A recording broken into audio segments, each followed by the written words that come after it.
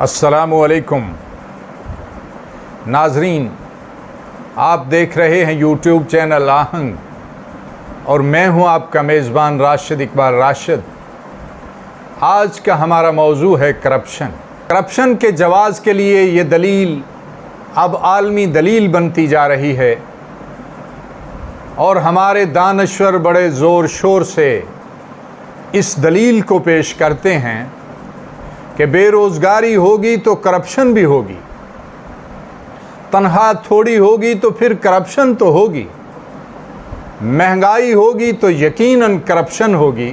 लेकिन सवाल यह है कि करप्शन के हवाले से अब तक जितने भी केस चेयरमैन नैब को पहुँचे हैं और उन्होंने जितने भी मुकदमात हाई कोर्ट को भेजे हैं और अब तक अखबारात में जिस करप्शन की दुहाई मची हुई है और जिन पर करप्शन के इल्ज़ामात हैं, उनमें कौन से बेरोज़गार हैं, कौन हैं जिनकी तनख्वाहें थोड़ी हैं, कौन हैं जो मराआत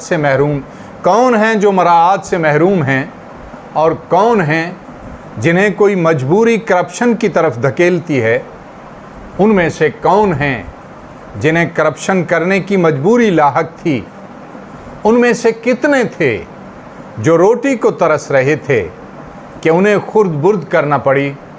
इनमें से कौन सी शख्सियात हैं जिन्हें उज़्र शरई दरपेश था कि वो गबन और करप्शन से बाज ना आए।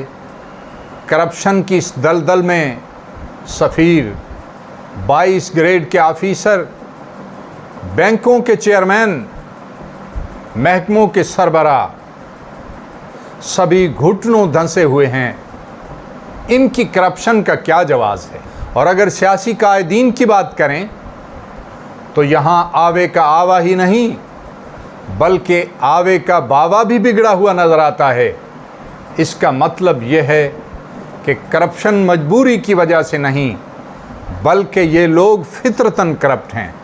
अब हमारे निज़ाम में हराम के चश्मे उबल रहे हैं और हलाल के सोते खुश्क हो चुके हैं।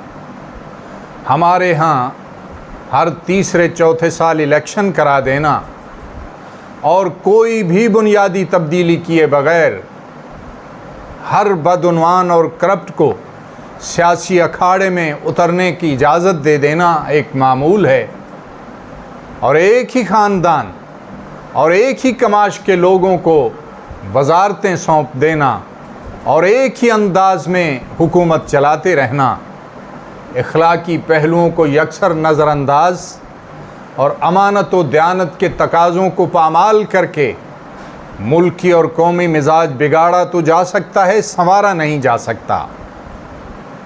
हम लोग एहतिसाब की बात करें तो सारे बाअसर तबकात बोल उठते हैं कि इलेक्शन सबसे बड़ा एहतिसाब है। सवाल यह है कि अगर इलेक्शन ही सबसे बड़ा एहतिसाब है तो फिर इलेक्शन तो हर तीसरे चौथे साल हो जाते हैं। कुछ इलेक्शन में हार जाते हैं और कुछ जीत जाते हैं।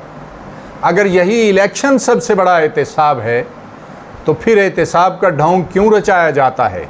नाजरीन, हमारे यहाँ हर सियासी जमात एक ही अंदाज में ख़ुद को मुनज़्ज़म करती और इलेक्शन लड़ती है। बरादरी तस्सबात का सहारा लिया, दौलत को जीना बनाया, जागीरदारों और सनतकारों को साथ मिलाया और इलेक्शन का खेल शुरू कर दिया।